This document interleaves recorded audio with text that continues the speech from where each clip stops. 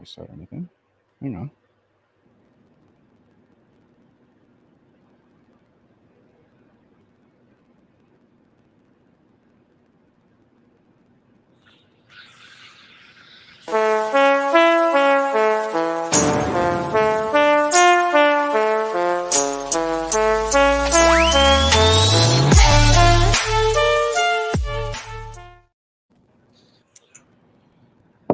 Good morning, good afternoon, good evening, good night to you, whenever it is you tune in. Hope all is well. Thanks for tuning in at the time that you are. I'm Noah. The guy that's been talking to is Trey. And we have an idea that I kind of set up first. It took a while for me to try to make this because I had different ideas.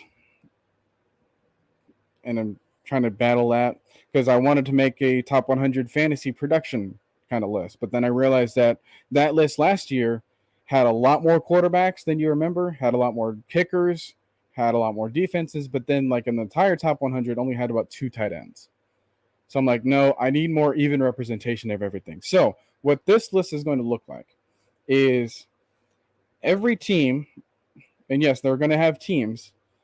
I made this a 10-team league of 10 rounds each. And each team is going to have 2 quarterbacks. They're going to have at least 2 running backs, at least 3 receivers, at least a tight end. And then 5 teams are going to have defense. And a different 5 teams are going to have kickers. So 5 kickers, 5 defenses in order to represent the top 5 of those categories. Any other flex positions to kind of balance it out.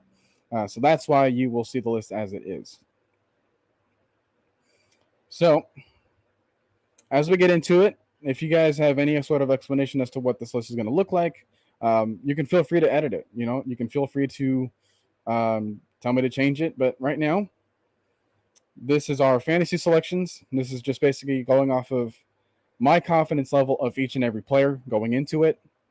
There's going to be some increase and decreases as we get closer to the start of it. But that's just what it looks like for now. All right. It's good to have a starting point at something. So, moving on to picks 191. I'm just going to go through the list and see if everyone feels about it. If you want me to talk about honorable mentions, I can. But let's just start off with the first 10 names. So, starting off at number 100, I have Robert Tanyan Jr., the tight end for the Packers. At number 99, I have Greg Dolcich, the tight end for the Broncos. Number 98, I have Ryan Tannehill, Titans quarterback. 97, I have Jared Goff above him, Lions quarterback. Number 96, I have James Robinson. He is coming back from an injury, but I still see a lot of production from him as it comes back from that. You have 95, Chris Olave. I had to include some sort of Vince player on here. 94, Jelani Woods, Colts tight end. I believe he will start. If not, he should, because that guy is a monster in the red zone. 93 of Juju Smith-Schuster, basically the only actual receiver that I have on this list. I was debating between him and Sky Moore, but I just settled on Juju. Number 92, James Cook, the possible starting running back for the Bills. It's going to be him. It's going to be between him and Devin Singletary. And then 91, I have Darnell Mooney, wide receiver for the Bears. Now, you can go about this however way you want, but no, Trey's going to go with some sort of call. But for those viewing, how do you guys feel about that as a starting point? I wanted to include a lot more tight ends. Like I said, I had about 20 quarterbacks on this list in total. So this just kind of rounds up my top 20. That means that Ryan Tannehill is my 20th quarterback in fantasy. I just see a drop in production for him, honestly. I also think that there's going to be some quarterbacks that are going to be just better. Like, even Jared Goff. I think the Lions are going to be surprising a lot of people as they were really strangely competitive in a lot of their games last year. And they have enough pieces added this year to kind of elevate their play. So you get that. You get more cohesion from the offensive line. You get an extra year for the offense to really kind of gel. And then halfway into the season, you're going to get Jameson Williams as a reward. So that offense is going to be kicking around. All right. So don't see a whole lot of problems with that. Now, as far as Ryan Tannehill, sucks. I guess in one word you could say that. But yeah, you have a drop off in his receivers. A lot of them are questionable, right? I know how high I was on Kyle Phillips, rather. I knew how high I was on Chigoziem Okonkwo. And then they had another running back that they drafted right behind Derrick Henry. So it's like, yeah, they have running options. They're obviously a great running team. But their number one receiver is going to be Treylon Burks, who I'm hoping can do the same production that A.J. Brown can, but I can't really give him that confidence right off the start. I can see him being a solid option in, later on in the season. If you want to pick him up, you need an extra wide receiver for the bye week. You can give him a chance if he's actually, if he's exceeding expectations. But as of right now, he's just made off the list. He's an honorable mention here. And he's the number one receiver. There's really no one else that I trust more than him, and I don't trust him enough to be on this list. So, with that in mind, anything else? Greg Dolcich, he is the only receiving option. If you want to consider Javonte Williams and Melvin Gordon, the running back for the Broncos, if you want to consider them running options, obviously, then yeah, they're going to be on this list. They're going to be higher. Greg Dolcich, he's the only one that stands out to me above everyone else. Above a Courtland Sutton, above a Jerry Jeudy, above a Tim Patrick.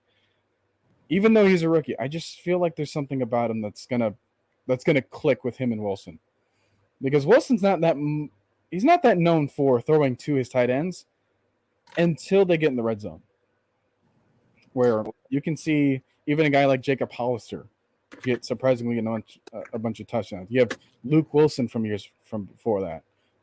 Like you have some weird tight ends that he had to work with that they're still going to produce. And now you have a top option. And then not to mention the guy like Albert, I'm not even going to try to pronounce that dude's last name, but they have some decent weapons on the Broncos. And I think he's going to emerge as the top guy there. So I'm going to give him that confidence to be on this list in the top 100. At least in the red zone, because he was fantastic at UCLA. All right. Trey, do you have any comments? Hold on. Okay. So, we can move on to that. We can say hi to everyone else that's here. I see about 8 sets of eyeballs. How's it going, everybody? Yeah, that's what the first batch looks like. Now I'm back. Okay. Anything else to say?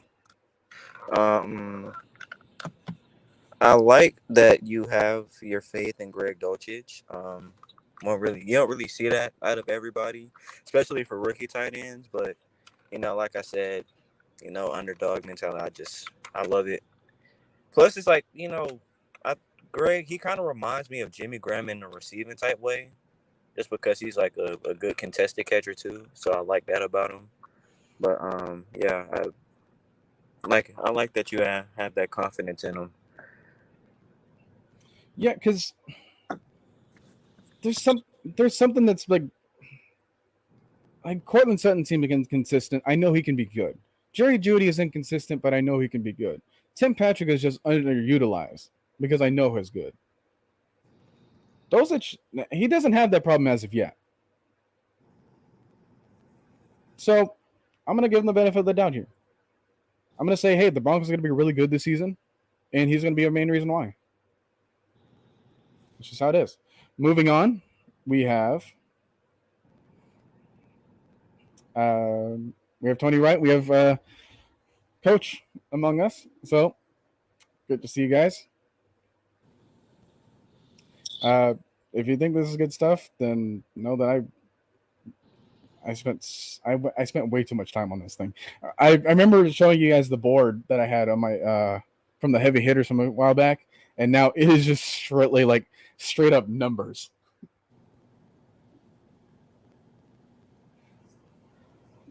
Yeah, it was wild. I had to fight a lot of internal thoughts, but this is the final product, and me and Trey talked about it before we hopped on the show.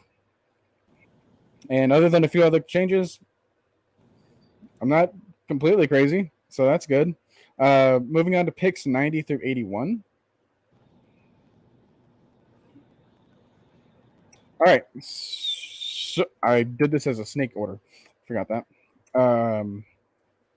At 90, if Carson Wentz, quarterback for the Commanders, he could be higher if I can trust him to start all 17 games. I kind of can. And even if I don't, he's still a better option than Jared Goff at the time for me. Because you have so many receivers, possible receiving options for the Commanders, like obviously Terry McLaurin, who's going to be on this list. But then you have Jahan Dotson, who was going to be an honorable mention for this list. I don't have him top 100 yet, but I do have a couple of other receivers, rookie receivers, as you can see in Christian Watson at 88. But yeah, you have him. You have Logan Thomas, and we know how much the Carson Wentz loves to throw to tight ends. So I think that's a good option. Antonio Gibson, obviously he's going to be a good choice, barring any health injuries. And even then, they had some solid options in the backfield too. Patriots defense. It was between them and the Cowboys. Now, the Cowboys actually led the league among defensive in terms of fantasy points last year, surprisingly enough. It was obviously because of, tipped interceptions and Parsons. But I don't know. I see them being figured out a little bit more. Obviously, their corners gave up a lot more yards than they want to admit. And DeMarcus Lawrence isn't there. You got to see some sort of drop-off in that. And I hate to say it, but the Patriots defense, I can't tell you all the 11 starters, but I know that Bill Belichick is going to put them in shape all right. It's just kind of that. Like, they were the second team in terms of fantasy production last year.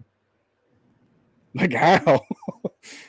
So, yeah, it's going to be interesting. Christian Watson, he is rather low on this list to some people, but I think until he proves himself,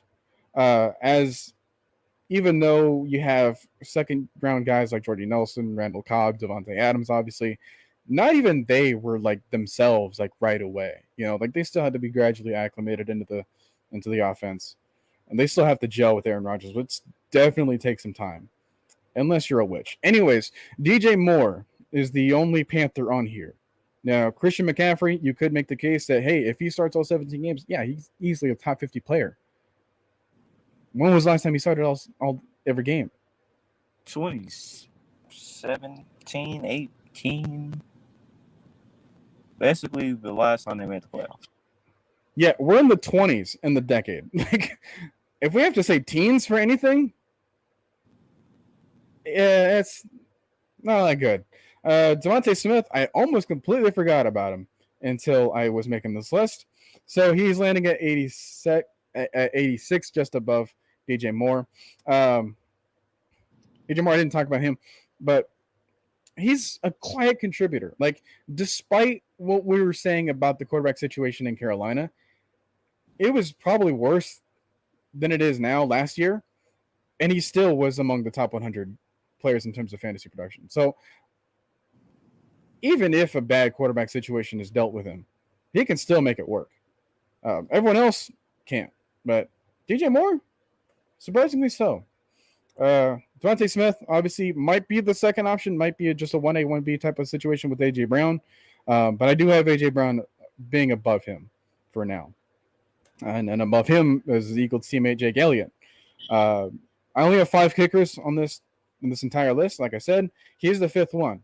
And you'll kind of understand as to why I have the other 4 the way they are. But there was a lot of competition for that 5th spot for kickers, because you had Daniel Carlson for the Raiders, that led the league in scoring last year from on kickers. You had Nick Folk for the Patriots. You have Harrison Butker for the Chiefs. You have Ryan Sucker for the Bucks. You possibly have Rodrigo Blankenship for the Colts, although he didn't have all that great of a season last year. But you can kind of see the resurgence of the offense there. Jake Elliott is among those teams that's like, yeah, I see the Eagles getting a lot of scoring positions. So that makes your kickers relevant.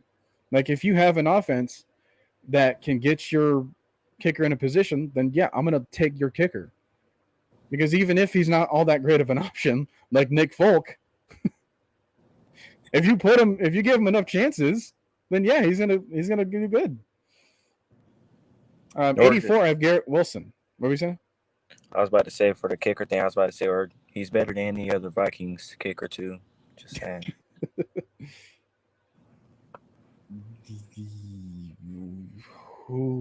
Greg Joseph. That's who the Vikings kicker is. He wasn't too bad either, honestly, last year. But yeah. I see Jake Elliott just being better. Garrett Wilson, second wide receiver taken in last year's draft. I say he lands here for now. He could be land higher if Zach Wilson proves to be, have any sort of semblance of an upgrade. Then I was thinking about a second receiver for the Jets, and then I couldn't decide on who they want to go with. Do they go with Elijah Moore? Do they go with Corey Davis? Do they go with Braxton Berrios? Like, those three receivers, like, they're all kind of the same level for me at the moment. So I'm just going to avoid them. 83, Travis Etienne. Going to come back. Going to be a part of the Jaguars offense, just like whatever GM that they had. But the way Trevor Lawrence wants to use them, I think that they're going to find really good chemistry with each other.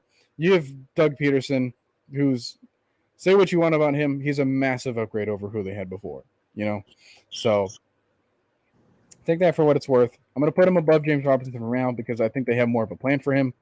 Even if it is like a third down back or whatever, he's going to get some touches. Brandon Cooks, 82. Solid option. He will never disappoint you if you pick him up in fantasy. And despite Davis Mills being his receiving target or being his quarterback, he was always good. You can give him chopped liver as quarterback, and he's going to be a 1,000-yard receiver. So I say, yeah, put him here. But if this is the bar from here on out for anything else, just so you know, like, hey, this is how I think of your receiver. Whoops. Bit of a spoiler moving forward. But then 81, T. Higgins, the third Bengal receiver. So just keep an eye out for that. But, yeah. So now I'm taking a look back at the chat. We got Alex Edward. Whew. Yeah. Wallace, how's it going? Wallace, I know very little about fantasy. Well, it's okay. That's why we're here. Basically, it's quick and easy to learn. Oh, yeah. Basically, how I set this up is you have 10 teams. They're going to have a draft process. And I gave them 10 rounds to go through this process. Now, you're deciding your players and possibly like position groups based off of how consistent you think they can be over the period of a season. And when you delegate a certain amount of points to their performance, that's when you can kind of compare everything to each other. You can kind of compare positions. Like Josh Allen led the entire league in fantasy and fantasy points because, he was a fantastic quarterback, But then you have other situations where you need to find out that, you have like 5 different Falcons players on your fantasy team, and then the Falcons have a bye week. And then you're like, crap, I now have like 5 positions to fill. So consider this a warning for anyone that's getting their toes into fantasy. Like, don't go for too many options of the same team. You can go for about 2, create yourself a good duo. You can possibly go for 3 if they're really worth having. Like if you want like a quarterback and then like a running back duo, that's fine. We can accept that. But if your entire team is one team, not a good idea. Because when team goes down, you have to trust someone else. So you really can't be like super focused on just getting one team or one position group or whatever the case may be. And then, yeah, that's kind of it. They can kind of accumulate the points as the week goes.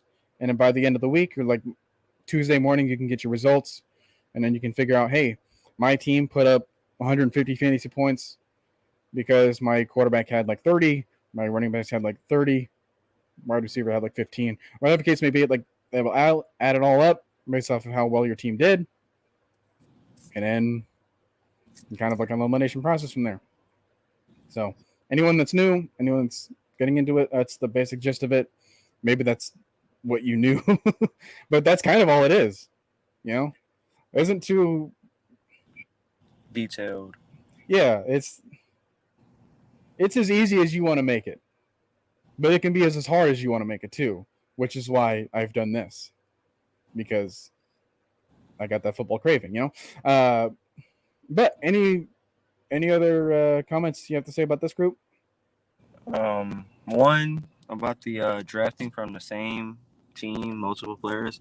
I had that mistake last year. Last year was my first year in fantasy. If you're in the Discord, we started one, and we're probably going to end up starting another one when the season starts. But, yeah, I drafted like 4 or 5 Buccaneers players. I think it was Tom Brady, Mike Evans, Leonard Fournette, and like 2 other people. I think it was Cameron Brate. And went on a bye week, and the score was like 110 to 66. Didn't help that I had Lamar as my starting quarterback too, so yeah. But another good point by Wallace. You can't always go off of what they did the year before. All right, keep that in mind as we go on to the part 2 of this, and as we continue part 1, obviously. But yeah, obviously we're getting into rookies. How can we go off of what they did before the year before? This is their first year, and then some of them are going through some other changes, like Travis Etienne, second year in the league, but first year actually being on the field for the Jaguars, that sort of stuff. You can kind of get a hint as to where a team or a player is going, just as far as like, okay, well, this is the shape, this is the look of their team. Take a look at the Packers. Like, you lost Davante Adams, you're going to try to make Christian Watson be your number 1 receiver, possibly. Do you use Allen Lazard instead, or do you just want to completely avoid that and just go to a running game? If you think that they can go to a running game, which, by the way, they have Aaron Jones and A.J. Dillon, yeah, you can pick them up instead. If you want Robert Tanyan as another safe option, go with them instead if you don't trust the receivers, because that Aaron Rodgers is going to throw. Like, that's something you can't take away from that team. But maybe the receivers isn't up to par, so maybe Aaron Rodgers dips a little bit more in comparison to what he did the year before. I know this dude's like back-to-back MVPs, but there's something's got to give there, And then, yeah, there's going to be some dips. There's going to be some increases. Not everyone's going to stay the same. Yeah, Cooper Kupp was going to be the biggest surprise for you guys on this thing for me. But, yeah, that's kind of it. I was going to say, Cooper Kupp's kind of an example of that. I mean, 2020, he did good in fantasy, but he was like in the mid-tier.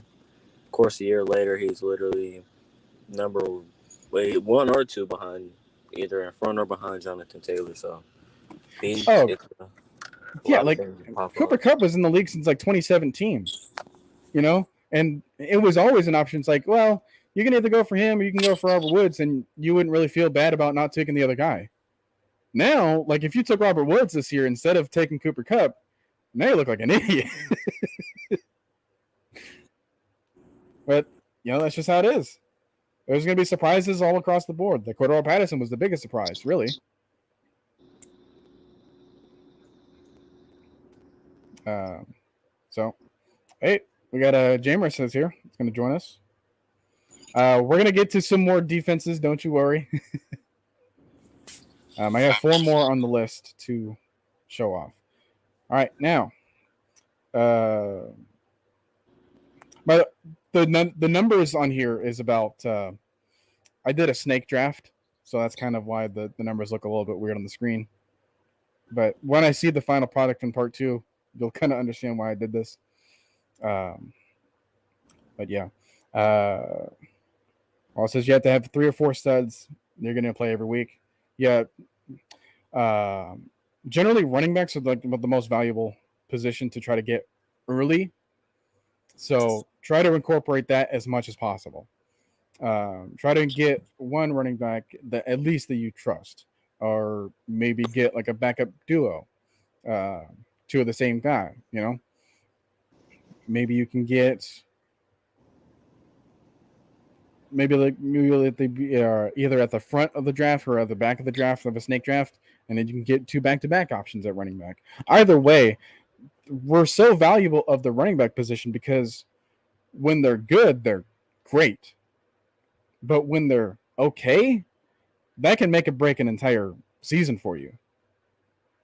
Wide receivers, they can fluctuate too, but there's 64 wide receiver spots for starters, but there's only 32 running backs that can really start. And even then, some teams go by a committee.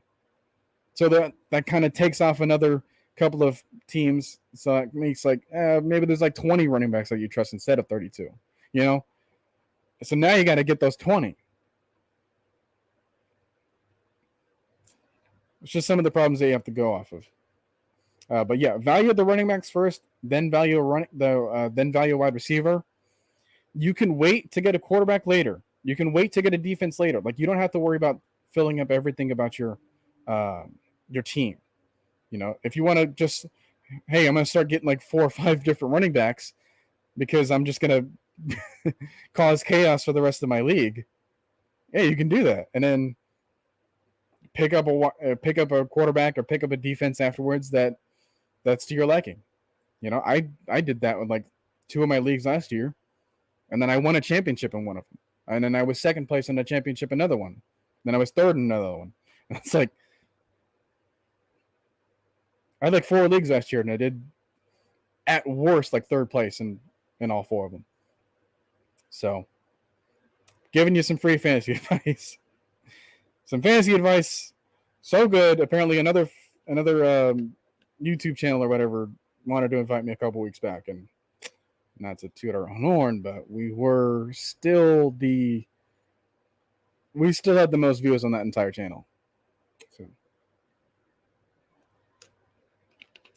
not bad, but that's really from your guys' appreciation. So appreciate that.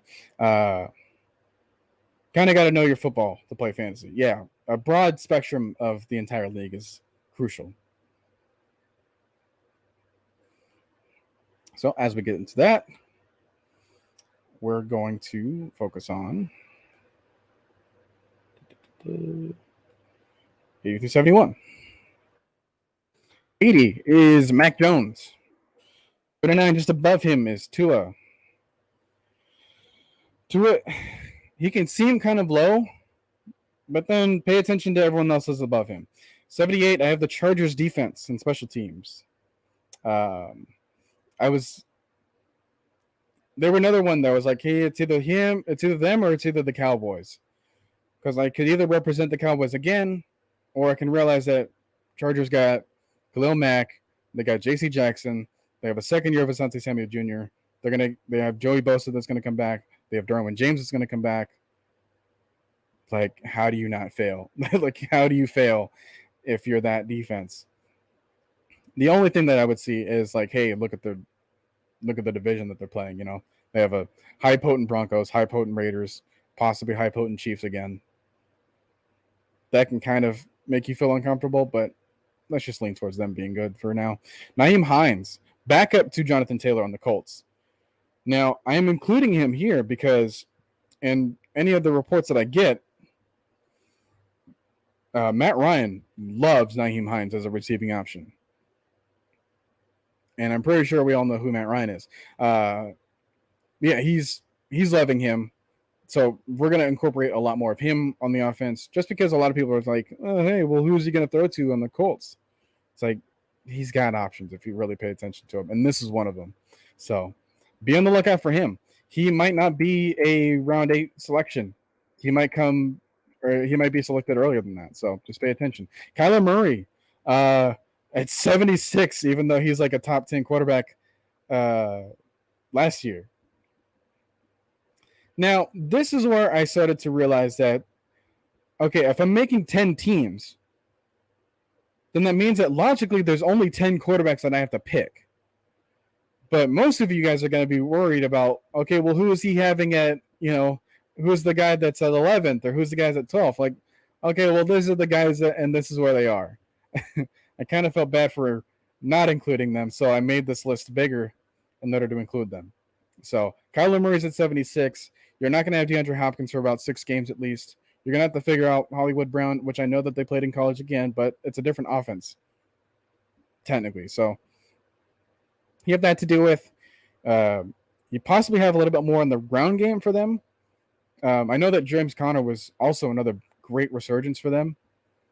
Led the league in touchdowns last year. I don't think he does that again, unfortunately, because that was just way too random. See, there's going to be a little bit of a decline for him, but he's still a solid guy to have. I'm not saying he sucks. I'm obviously putting him on the top 100 fantasy players. He's good.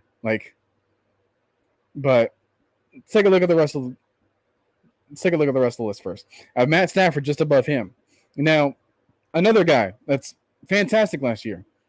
But the reason as to why I dropped him a bit is because you have Cooper Kupp, but you lost Robert Woods to Tennessee.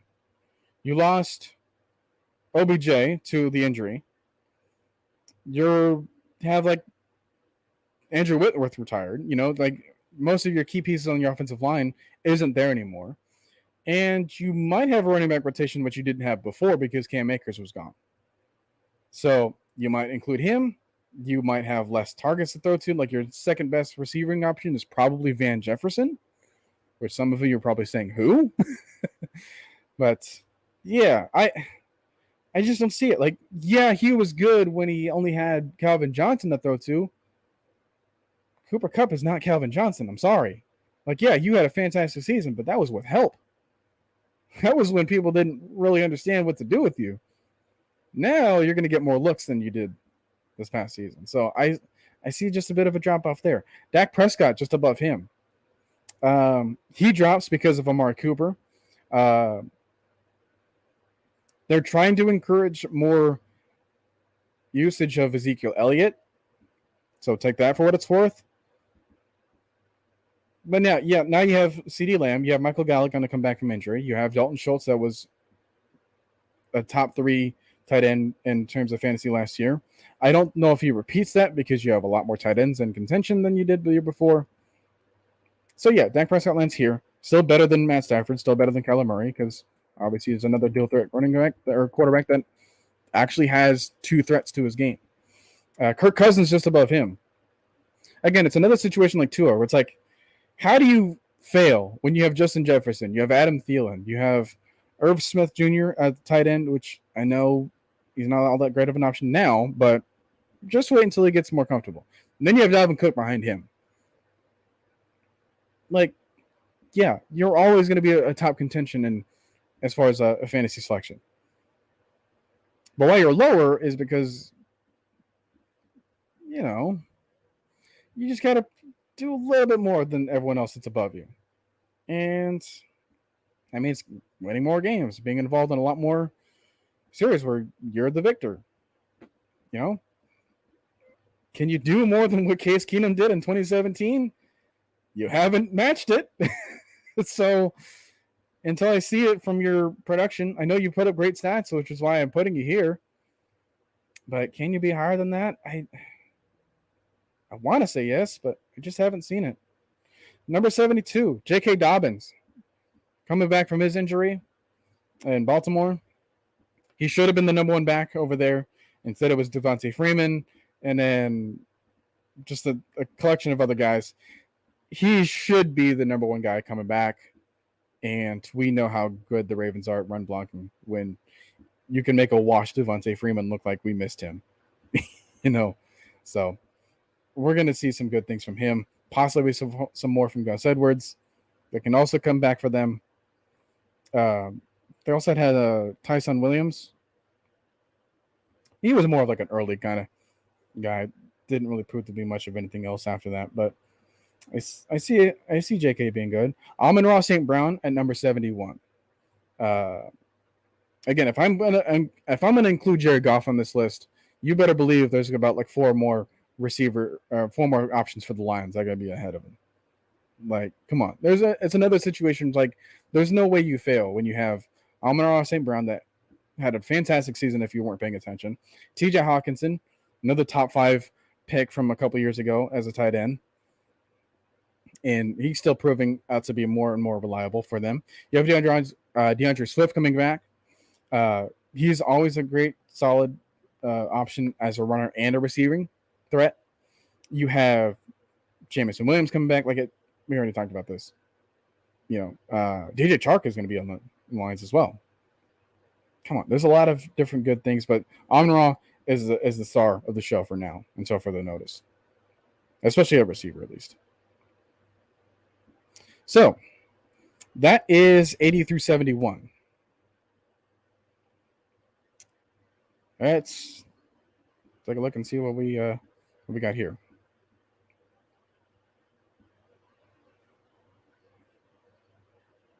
The schedule is a big part in picking your players. Absolutely. And then from last piece of advice, I guess, if you want to try to get a starter at every position, which is why even though I included like Tyler Boyd and T. Higgins for the Bengals, that's because they throw a lot, Like, there ain't no way that they don't, unless they really incorporate Joe Mixon, which I think they can. How's it going, Eric Mack? You're just staring at me. Trey had something else to do, so I think he'll be back, I'm sure. Unless if he ditches me again. Don't worry. I don't have the same problem as I did last time. All right. Anything else? Any other I don't know, any discussions that you guys want to make about this? If not, I can just move on to 70 through 61. With the be it. I know it's still kind of new for everyone. Now it's really late for a lot of you guys as well. So, all right. I mean, this can be changed and amended too when we go back and focus on the part 2. So don't fret too much if you don't agree with it. We can still discuss it live. So, all right. Moving on to picks 70 through 61. Tyler Bass, the Bills kicker. He's the 4th guy among kickers that I'm going to talk about. The other 3 are pretty much right in front of him. Lamar Jackson. Now, this is quite the controversial take. But it's more so of health reasons than anything else. Whatever anyone else's concern is about Mariota, I have the same thing for Lamar Jackson. And that's more so because of his playing style and the fact that he probably needs to feel like he's the hero. Generally, your quarterback body cannot be the hero for much longer. So either you draft Lamar Jackson really high, have him play 6 games, have Tyler Huntley finish out the season, and then you just kind of have to all right, if I draft Lamar Jackson now, just know I might have to start worrying about getting his backup too. And I don't want you guys to feel about that or feel that way. So obviously he can jump up and be like the top 10 pick. But until I feel like he can take on that role and take on whatever the role the offense wants to give him again, which is obviously going to be a good running option, which is obviously going to be a good option for a good duo for Mark Andrews. But Jk Dobbins is a question mark. You have Rashad Bateman as your number 1 receiver. That's a question mark. Anything else after him is a question mark. You have like 4 different tight ends, and that's good. Do you want to include them instead and just have 4 tight ends on the field? I don't really know what direction that they're trying to go with on offense, but I know that they're going to be good at running, and that's going to help them out. But as far as being in a shootout, you can try. He's certainly athletic enough to do that on his own. With the weight of the rest of the team to support him, I just don't see it. Not this year, at least. He definitely did 2 years ago, but that was when he was more of a surprise than anything else. So above him, Younghoe Koo. You get yourself a good offense that has a reliable kicker that can give you plenty of opportunities in order to go in the red zone. And I think that that's what we can be. And if you don't think that, just know that even in 2020, as bad as that was when we were 4-12, Younghoe Koo led the league in scoring. Like all of the league, not just fantasy. Like, yeah, he's a great kicker. And now we have a better offense than we did in 2020. We shouldn't have to worry about him getting enough chances in order to be a top option. So you have that. Above him, Justin Tucker. I still think that the Ravens can get the ball down the field. Don't worry. Like, Justin Tucker can make another freaking record of a field goal length. So I don't have a problem with him. You know, or the offense, really. And the number one kicker, in case you're interested, Evan McPherson for the Bengals. Already made a name for himself in the playoffs and whatnot. So I say that you get the top, possibly top offense again in the Bengals. They're going to give you tons of chances in order to score more points if you're a kicker. And also, he's really accurate. So there's not that much of an issue. You can get him first and then feel great about it. 65, I have Kenneth Walker, the starting running back, possibly for the Seahawks. Chris Carson could have been on this list if he wasn't so worried about the injury to his neck. This is the whole reason as to why they drafted Kenneth Walker in the first place. It's because they don't believe Chris Carson to be as healthy or even as active as he might want to be.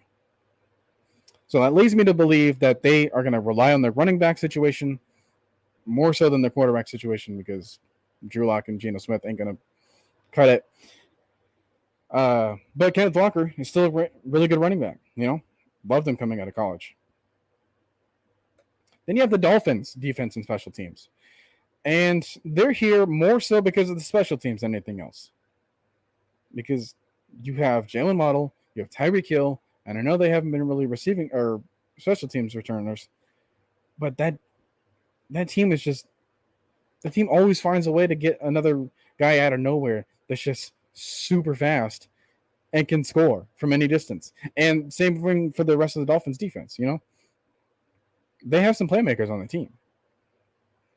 You know, you have Xavier Howard, one of the top receivers or corners in the league. He's not better than Terrell, but still solid, really good option. You know, Byron Jones playing playing opposite from him, solid option. You know, you have your linebackers, Van Ginkel. He's an underrated guy. You have a defensive line with Jalen Phillips and Christian Wilkins. They're going to get to the quarterback. They did before. I feel good about their defensive situation over there. So I'm going to give them a nod there. So put him at 64. Dawson Knox, tight end for Buffalo. Great option. It's part of what made the Bills so great in the later half of the season. So, yeah, he's like the second best option for that Buffalo team. And if you think that the Buffalo is going to be a good team, he's like the second best reason as to why. But get him. Especially in a thinner position group, you know, then a wide receiver. So you feel good about him. Then the Bills defense. You know, just double down on how good the Bills are going to be. They were among the top defenses last year, and they just got substantially better. You know, they're going to get Tre'Davious White back. They added Von Miller, which you may not see as much of an upgrade because he's 33, but he also led that team. He also led the Rams in pressures in the times that he was there. Like, not just the Rams, but, like, I think the entire league from, like, week 8 onward. So the guy still has their pass rushing abilities, and now he's going to make that defense even better. So, yeah, I say watch out for that. Colts defense is just above them. So the Colts are the top defense and special teams for me because when you just add the likes of Yannick Ngakoue and Stephon Gilmore to what was already there in DeForest Buckner, Kwity Paye, Darius Leonard, Kenny Moore, that's among the best guys right there. And they're going to add some quality depth on top of that. Yeah, this is going to be the best defense. So I love the additions that they made there, and I think they can gel really well, really fast. Now,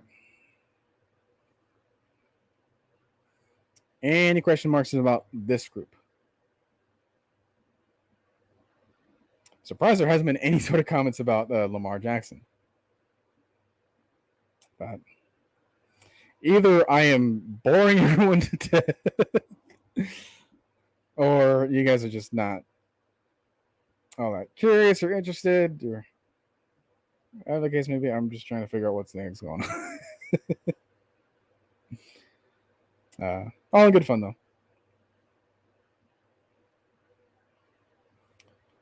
All right, last section. Then we're going to call it until Trey gets back, which it is what it is. All right, 60. I have TJ Hockenson, Lions tight end. Again, I'm going to like the Lions this year. And he's going to be the next big reason as to why. I know I said that Amon-Ra is going to be the star, but as far as the guys that you want to get early on, I say get TJ first because obviously, again, it's going to be more competition for the tight end group, whereas there's so many receivers that I'm not even including on this list. It's frankly unbelievable. But yeah, TJ Hockenson is always going to be reliable. Leonard Fournette in front of him.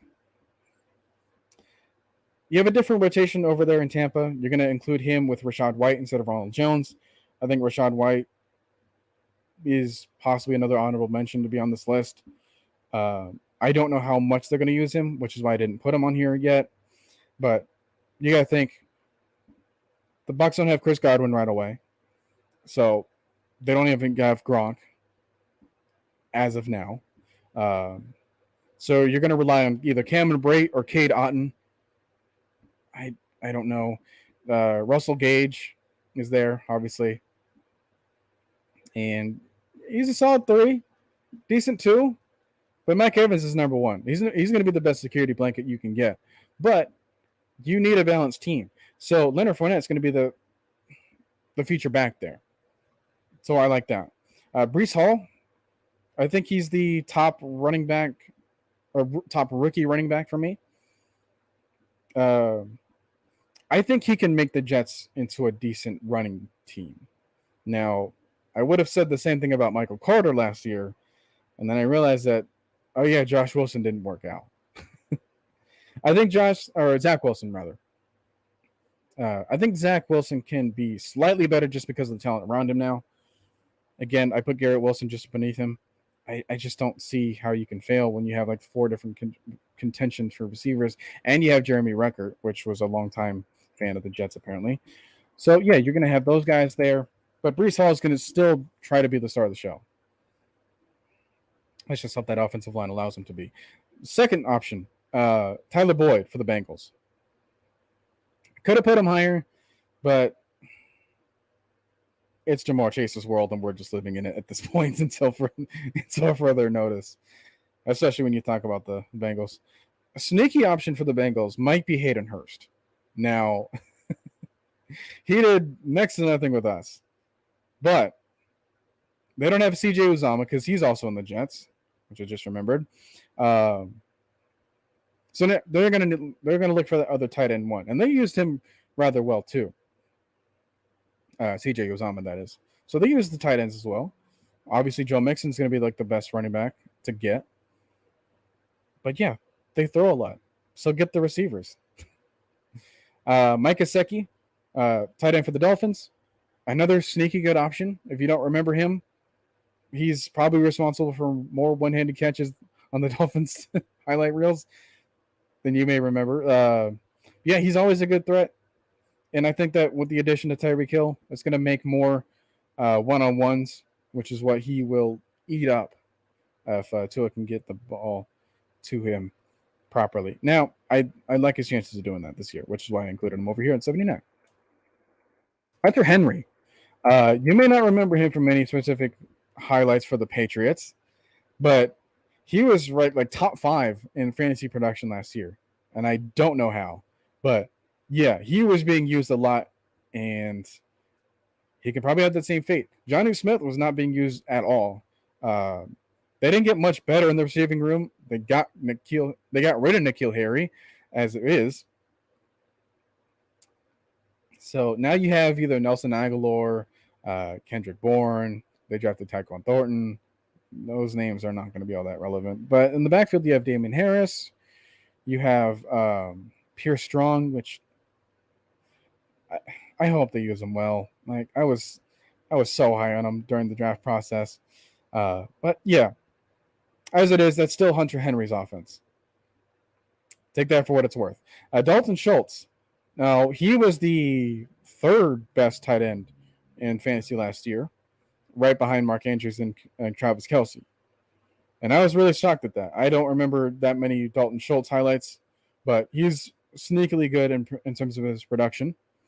And I think that he can match that same thing. Now, again, like we talked about with Dak Prescott, who's just above, kind of just under him. He might get less looks, but he might get more meaningful looks if that makes any difference. Like, yeah, they lost Amari Cooper, but CeeDee Lamb and Michael Gallup coming back, they want to incorporate more of Zeke Elliott, and I think the best way to do that is incorporate more play action. And the best couple of plays for play action that I recall involved Dalton Schultz instead. So you can get him involved. What could knock him down is also them drafting Jake Ferguson out of Wisconsin, another tight end that I just absolutely loved. So they should probably incorporate him more. I don't know if they're going to, though. So I'm kind of leaving him there. He could really spike up this list. Melvin Gordon, another guy. You might not remember him doing so well if you don't pay attention to the Broncos, but he had as many touches as Javonte Williams and performed about the same, honestly.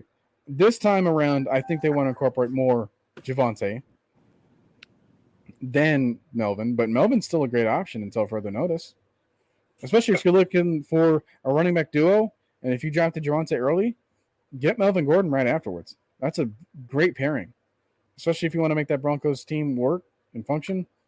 Incorporate the running game. That was the best thing that was going for them last year.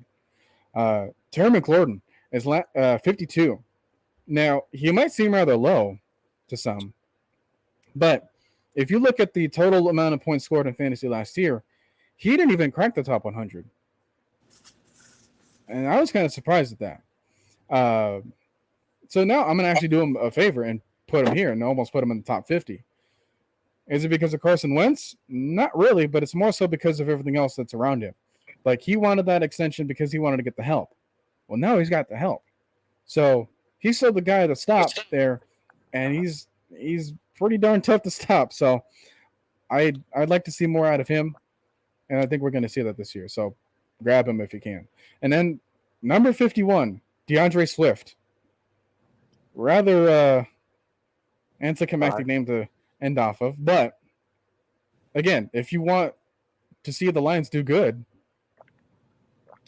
use the running game. Get a complementary offensive system going. And they used him a lot, not just in the running, but also in the receiving game, too. Now, he was probably a better option than Aaron Jones last year, and that says a lot. So, yeah, you can get him. If you want to see the rest of this list, for the 10 people that care. Part 2 next week. Part 2 next week, possibly. But also exclusively on my channel. Because this did next to nothing on Mad Max Sports. This did next to nothing on Atlanta Falcons Nation. This did nothing on Twitch. So if you're still interested, you can come over to my channel. You can subscribe to that. It's just basically my name and Noah Tyndall. You can find it pretty easily. It has the same logo that you've seen me comment on in the past. So that is the list now. I have surprising that I haven't gotten any sort of comments about this, but well, it is Saturday and late, so I'll give it this one.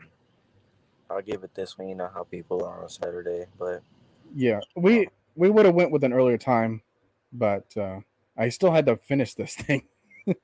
And I had children to deal with. I still have children to deal with. Yeah.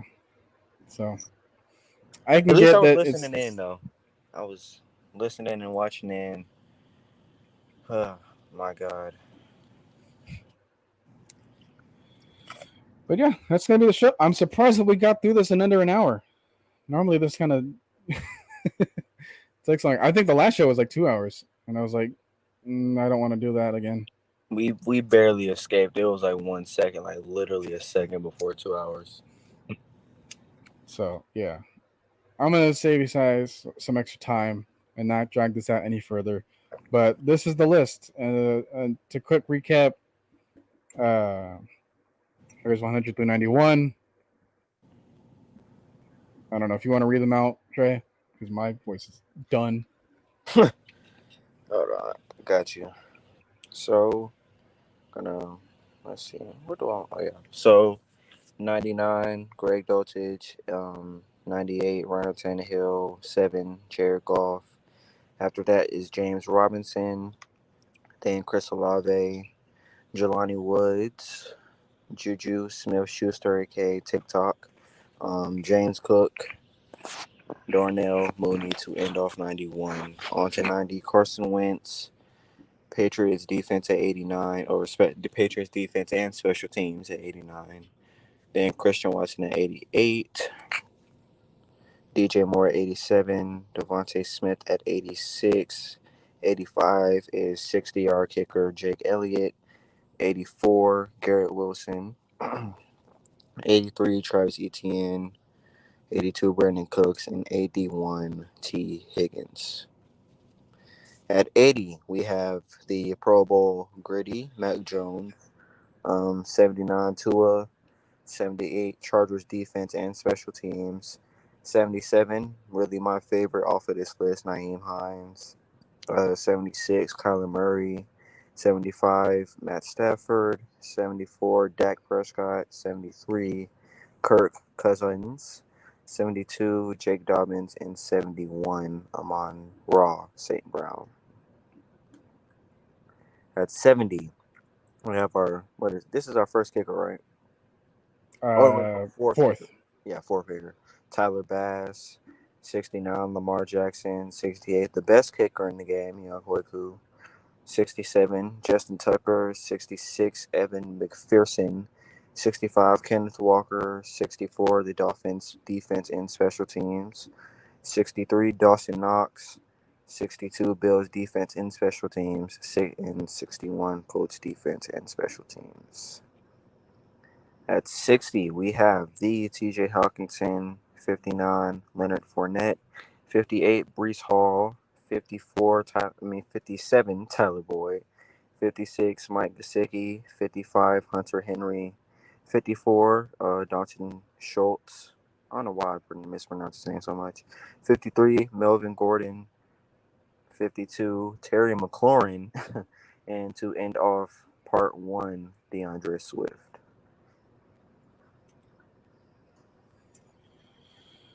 So, any comments, complaints, feedback, changes, anything you want to make? You can see me during part 2 if you're catching this later on. And then you can try to do this at a little bit more convenient time. But hey, that's what I got so far. The top 50 is going to be much more interesting because there's a lot more comparisons to make. Oh yeah. Way more DeAndre Swift is not going to put any extra butts and seats on this Falcons podcast. But that's how it is. I'm a bit tougher on these quarterbacks than I am. I probably should be, but that's it. That's the show. Thank you guys for tuning in. I appreciate you guys sticking around. And yeah, part 2 specifically on my channel only. That way you can blame this on me for it bombing. But the professor and my new nickname on here, Young Gun. I just came up with that like 2 days ago. I don't know why. I can try to keep that in mind. Can you send me the list when completed? Absolutely. I'll probably keep it in in a video form. So yeah, if you guys want this, I can put a. If you guys are in the Discord, I can probably put a Discord link in part 2. I probably should have done this from part 1. I'll put in. Yeah, that's. Yeah. Probably pin it down. Probably in the description on my channel. All right. It's a bit more safer. All right. Thank you guys, and see ya.